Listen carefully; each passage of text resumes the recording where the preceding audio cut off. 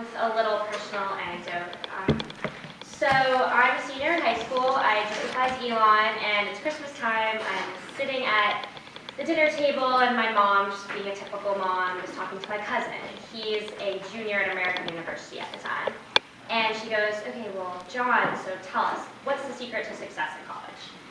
And he says, with complete seriousness, not a hint of sarcasm, well, Adderall, obviously.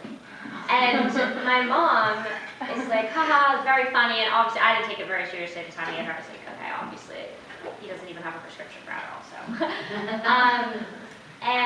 But since coming to Elon, I've really kind of come to see more and more what he was talking about. Adderall has all these awesome benefits that college students really need. So it keeps us focused, it curbs your hunger, it keeps you awake. But what if I was to tell you that I found a secret to success in college that doesn't involve a prescription and has all those benefits and more? So it not only keeps you focused, but actually increases your brain function. It not only curbs your hunger, but it tones your body. It not only keeps you awake, but actually enhances your mood.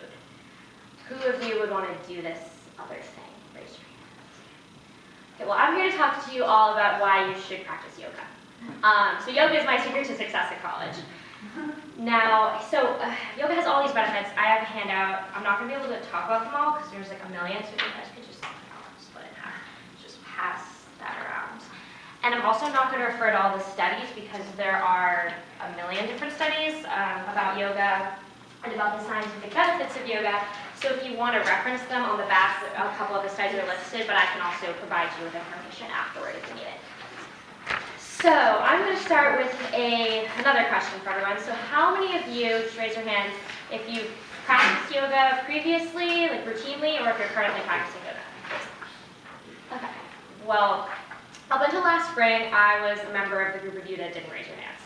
I was really uninterested in yoga. I was very skeptical about it. I thought yoga is for hippies, honestly. Like yoga is for people who would rather try to put their feet behind their head than just go for a run. So I was like, I would rather go for a run. But then, last spring, I'm an honors fellow. So we have all these classes that we're required to take at Elon, and one of our classes was called the Reincarnation of Yoga. So I had to take this class, and I thought, this is going to be such a waste of time. I'm just going to be stretching for an hour every day. But I actually learned that yoga has so many benefits, and there's a huge basis of scientific research that actually backs all of these benefits. And yoga is not some new age fitness craze. It's actually been around for centuries. So people have been practicing yoga since before 200 BC, and there's a reason that yoga practice has lasted that long. And it is because of some of these benefits. So I'm going to start by writing a couple things that we college students have to worry about kind of on a daily basis. So we all worry about stress. Try not to turn my back on you all. I might have to. If my handwriting's going to be bad otherwise. So stress, maybe sleep. We don't get a lot of sleep. Fitness. We never have time to work out. Grades. That's another big one. And then the big one, which is kind of just being happy. That's everyone's concern, always. Finding a way to be happy. So we're going to start with stress. So yoga science has really proven that yoga has so many benefits for stress. So I'll start with everyone doing a little breathing exercise. So when I say go, I want you to breathe in through your nose and also out through your nose. So on your inhale, I want you to count slowly, like 1, 2, 3. And on your exhale, out for 4. So 1, 2, 3, 4. Sorry. Okay. Go. In through your nose, count for 3. Really feel your diaphragm expanding. Out for 4, and really push it out with your abdomen. So you're really kind of squeezing every inch of air out of your body. So that was an example of yogic breathing. The reason that yoga does breathing through your nose and not through your mouth is because your nasal passages are a lot more constricted than your mouth, and that slows down your respiratory rate. So that in turn calms down your body, and it activates your parasympathetic nervous system. Now your parasympathetic nervous system, try not to get too sciencey on you all, but that's essentially your rest and digest state of your body. So that's the state that your body's in when you're sleeping, and it's the state that your body's in when you're digesting food. when you're doing this breathing, it also, in 10 minutes of the breathing, so not just one breath, you have to do more than one breath, but if you did about 10 minutes of that kind of breathing and really focusing on your inhale and exhale through your nose, that also reduces the cortisol production in your brain. So cortisol is your stress hormone, so it actually reduces your stress, just breathing. We also have yoga asanas. So asanas are your positions, so your tree pose, all of that stuff. So if you do just 20 minutes of these positions, that actually reduces tension in your body as well. And studies have shown, there's a Norwegian study done very recently that has shown that it actually alters your body on the cellular level, not just stress. It also, it's kind of hard to explain without getting like really technical, but it alters your gene expression. So it doesn't alter your actual genes. It's not like genetic engineering or anything like that. But just very short yoga practice actually alters how your genes express themselves. So for example, doing an hour of yoga, people actually reported after that your metabolism, so the genes that regulate metabolism and your immune system, those are a boost in expression of those genes. So your metabolism is boosting and your immune system is boosting. And then there's a reduction in the expression of genes that are associated with inflammation, and that's in turn inflammation is related to stress. So there's a suppressed gene expression for those things. So that's really cool because your genes, like, you wouldn't think that would change just after doing some yoga. So that has to do with stress, and I guess that kind of leads into fitness, metabolism. So I talked about metabolism a little bit. So yoga actually curbs your hunger, not just the actual practice and the metabolism thing, but also the way that yoga is practiced. If you learn the background of yoga, it has a lot to do with mindful eating and knowing what you're putting into your body and knowing how what you're putting into your body affects every different function of your body. So that's a huge part of yoga practice. So studies have shown that there's a really big, strong correlation between yoga and healthy weight loss. It also increases body love, which is interesting. There was a study done in California that compared women doing yoga to women just doing aerobic exercise, and the women doing yoga were 20% more satisfied with their body than the people doing aerobic exercise, even though they were all the same weight and the same health. So that's interesting. And obviously strength and toning. I'm not going to pretend that yoga is as calorie burning as running. If you go for a run, you're going to burn more calories. But yoga has huge benefits for toning and conditioning your muscles. So there was another study done on people who did yoga just twice a week for 8 weeks, so 2 months, twice a week, which is really not that much, saw a 30% increase in their muscles in their arms and their legs. And so for the guys in the room, you might be thinking, like, why would I do yoga instead of weightlifting? I would rather just weightlift. Well, if you think about it, think about how many like big clunky weights you have to lift just to lift the equivalent of your body weight, like 150, 200 pounds, say. Well, yoga does the same thing, except for you don't need any weights, and you're really just pitting your body and your body weight against gravity. And in every yoga pose, you're working multiple muscles simultaneously, so it's also more time efficient. Something to think about.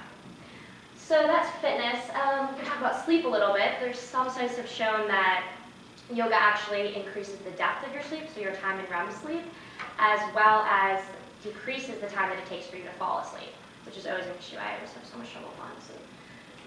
And grades. So grades, this is actually really interesting. So I talked a little bit about how it not only increases your focus, but your brain function. So one study shows that after just 20 minutes of physical yoga practice, your brain function increases significantly, and that's in your memory, in your focus, and in your speed and accuracy of responding to test questions. Something to think about. And, okay, so then we'll go to happy. So obviously all of these things kind of contribute to happiness. So if you're more fit, if you're sleeping better, if you're less stressed, you're probably going to be happier. So that's kind of a given. But also chemically, yoga is proven to increase hormones in your brain that affect your mood. So things like endorphins, since any exercise makes you happy. But also something called oxytocin, which is a hormone that regulates kind of like your bonding and your social bonding intimacy hormone, that increases with after practice of yoga, as well as GABA, which is this hormone that, so low levels of GABA are associated with depression, and so it's kind of mood enhancing hormone, so there's an increase in those levels with yoga practice as well. So there's some of the scientific benefits. And right now you might be thinking, well, like that's awesome, all the benefits sound great, but unless yoga also magically increases the time I have in the day, I'm not going to do it because I don't have time, which is how I originally used to think. But if you think about it in kind of a different frame, as I said, 10 minutes of yoga breathing reduces your stress levels significantly. So right now, maybe you're like toning me out, or like maybe one of the professors up here talking. So maybe you're tuning her out, you're just not thinking about what she's talking about. Why don't you just tune everything out and kind of just think about your breathing for 10 minutes? Because just 10 minutes of your breathing and then your stress levels are going to reduce. So that's one way to practice yoga in class simultaneously. But you could also do, say you're going to the library and you're going to go do work. Well, realistically, for 20 minutes, you're going to go on Facebook first, or you're going to go on Instagram, or you're going to go on Pinterest. Instead of doing that, spend 20 minutes at home just doing a few yoga stretches, a few yoga exercises, then go to the library. Your brain function is going to increase. You're going to have more focus. You're probably going to get your work done faster. This is hypothetically speaking, but studies have shown that your speed and accuracy of doing test questions are increased after just 20 minutes. So do 20 minutes of yoga, then go to the library. So hopefully I've kind of convinced you that doing 10 to 20 minutes or however many minutes of yoga is worth your time. But I also know that getting started with yoga can be really intimidating. I was so intimidating starting. But something to think about is that everyone started somewhere with yoga. No one was born being able to, like put your feet behind your head. Everyone knows, and everyone already practicing yoga knows what it's like to be in the back of the room struggling to touch your toes. So you have to think about that. But also, a huge part about yoga is that every yoga practice is really personal. It's about you. And that's kind of the environment of every good yoga class. So an instructor will be there to guide you, but everything you do is up to you. I went to one class, I think it was one of the first classes I went into, and there was a guy sitting in Shavasana the entire time. Shavasana is the sleeping pose in yoga, so you do at the very end. You just lay there. You do absolutely nothing. He did that for a full hour. No one judged him. No one said anything. You can do that if you want. Just to get a feel of the class, it's really personal. It's all about what you want to do with your practice. But if you're still intimidated to go to, say, a campus rec class or go to pay for a class, there's a lot of options of ways to do yoga just in your house. Okay, sorry. So I go to a website called doyogawithme.com. So that is a way to just do yoga in the privacy of your own home. You can filter, it's free, you can filter classes by length, by type of yoga, morning yoga, sunrise, whatever. So that's an option. And so I guess in conclusion, I would just say that we all have our own priorities in college, but yoga kind of offers something for everybody. And all you really need is your mind, your body, and a mat.